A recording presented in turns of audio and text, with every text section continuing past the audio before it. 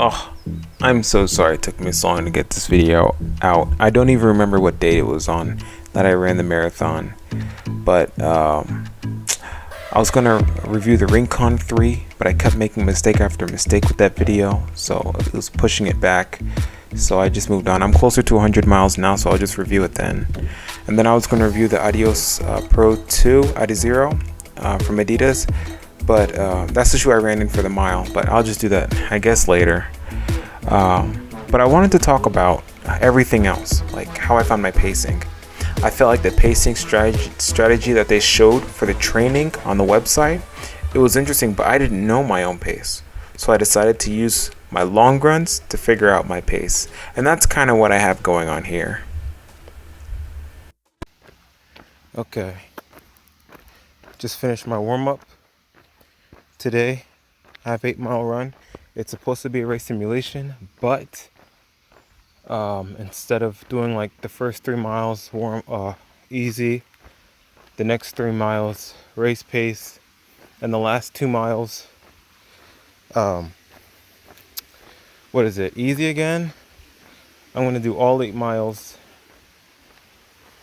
race pace, I guess. Okay, so I have 8 miles today, and I'm going to try to keep it between 8:30 and 9 minutes for all 8 miles consistently. I just finished my warm-up. I'm walking to let my heart rate go down a little bit. I was going to record during the run. I might still record a little bit during the run, but I don't want to I really want to focus, so I'm not even wearing headphones. Just want to be dialed in. I have can you even see it? Yeah, back there a little bit. I have a fanny pack on me, and I'll take out what I have inside there. Give me 1 second. Just reaching around back. I have these Cliff Gel Shots. I already took one before my warm-up, about 10-15 minutes before my warm-up. I'll be taking another one between 2 and 3 miles after I start, and then I'll be taking the last one about 2 miles after that. I'm guessing that should be the right interval. I'm not sure. It's my first time mixing these into a run, so I'm looking to see how it works. I know that these probably aren't like possibly the best. They have maltodextrin in them, and I think that's supposed to be like a fast digesting carbohydrate, and 25 milligrams of caffeine. I'm sensitive. Oh, yeah, okay. Just want to let you know. I appreciate it. You too. Thank you. I'm sensitive to caffeine, so I'm just going to try and keep it on the low side, 25 milligrams. All right.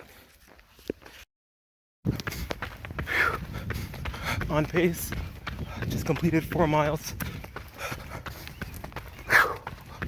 I have 1 gel to take. I was gonna take it at after 6 miles. 9 minutes 42 seconds per mile. But 9:42. I gotta quicken the pace. But I think I'm gonna take it a little earlier than that, so that I can have a little bit more energy. Soon we're on. All right, I'm recording. I didn't know if I was gonna record, but I'm recording now. Hopefully I can finish.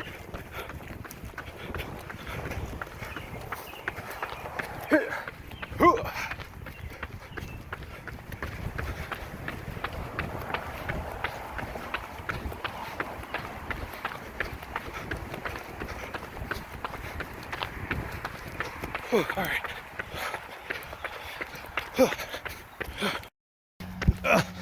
1 mile left.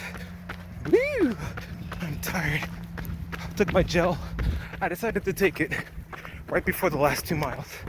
I was like, might as well wait. So I'm on pace, but I'm going slow.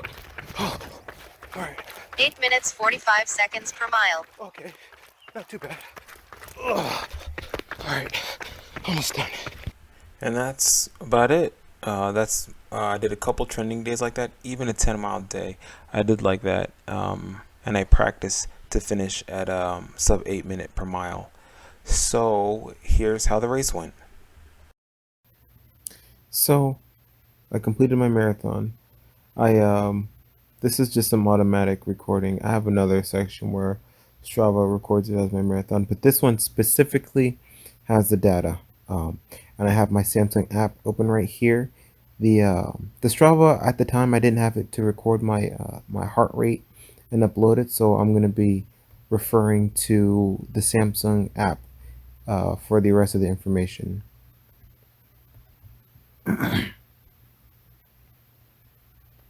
But as you can see here, I had an average pace of 8 minutes and 56 seconds. I think for a 2 hour half marathon, you have to be doing 9 minutes and 11 seconds per mile. So, I mean, I met my goal, but things didn't quite go according to plan. So, I'll take you down to the splits. I forgot how to move it that way. Right on down to the splits. All right, so here's what was going on. In the very beginning, I was panicking because the elevation was changing, and I couldn't tell if Strava was reading my pace correctly. So I thought, you know what? Let me just increase the pace just slightly, so just in case, so I could be on pace later on if Strava is just making an error. And then a little bit later, I realized that it wasn't. So from 4 to 8, I was around the 9 minute mark. My original plan was to be from 1 to 6 miles, be all 9 minute miles. And then from 7 to 10 miles, these 4 mile section here, I wanted to be at 8 minutes and 30 seconds. And then from 11 to 13, I wanted to finish off sub 8 minute miles. That's what I trained for. That's how I worked my pacing, as I'll talk about in the future. But it didn't go that way. And I think the main thing I didn't take into consideration was how the temperature and elevation would affect me. Um, and I went out too hard. I kept hearing in videos how people talk about going out too hard and then paying for it in the very end. In fact, I was pushing so hard that towards the end, I felt like I was just hanging on for dear life. Running sub 8 minute miles were severely out of the question by the time I had reached the end of this. And I'll show you in some of the breakdown up here in the analysis. So as you can see right from the beginning, within the first mile I had been done climbing. I'm not sure how many feet that is. It was that 20, almost 40 feet of climbing in half a mile. So it's you could feel it. I definitely felt it. I don't know if it tells the temperature of that day here. Here it goes, right here. The temperature was, we finished at 71 degrees, but it's 85% humidity, so it was quite muggy and zero moving air. So we definitely felt the mugginess, and within the first mile we were sweating, or at least I was sweating. Actually, yeah, we were sweating. So it immediately goes up. First mile, you do a 40-mile climb. You do, well, just under 40-foot climb, and then you drop off for the next mile, and then you climb again for another, what is that, 10 feet, and then it drops off another 10 feet, and then boom, climbing, climbing, climbing, climbing, climbing, climbing. So the biggest problem was, now open up the Strava app right here to show you. Sorry for moving around so much, but as you can see here, what frightened me was that within the first 20 minutes, my heart rate had hit 160. So this is the minutes, and this is the heart rate. The pink is the heart rate.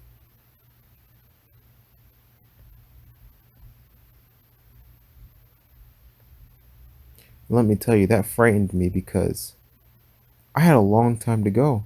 Like the first 20 minutes of the run, that was what? If I was moving at 8:30, the first 20 minutes was just over 3 miles, and my heart rate hit 160. I wanted my planners to keep my heart rate at about 150, 155 for the first 6 miles. But all because of the weather and all because of this immediate elevation here, then it dropped off. And because I was going too fast right off from the beginning, my heart rate spiked too soon. So I was in trouble. And it was pretty much a battle this whole way trying to keep my heart rate um, under control. And then I found it spiking towards the very end. So you could see why it was it was pretty rough. I mean it says 207-foot elevation gain, but from what I remember during the run, it didn't feel like this looks like I'm running up a mountain, but that wasn't the case. What it felt like was I was just on a constant incline, which was very demoralizing, especially from the very beginning, having my heart rate spiked so hard. So, like I said, towards the end of the run, uh, any thought of surging was out of the question. In fact, the only thing that saved me here was the fact that I had earlier in the run I was going so far above pace that by the end I actually could have been doing 10 minutes per mile, but I definitely didn't want to do that. I would have collapsed before doing 10 minutes per mile, and I held on for dear life, held the wife, held the kids, held my grandparents. Let me stop. That's crazy talk. Um, and just held on for dear life. Um, but yeah, and I still accomplished my goal of under 2 hours for the marathon. So I'm very happy about that.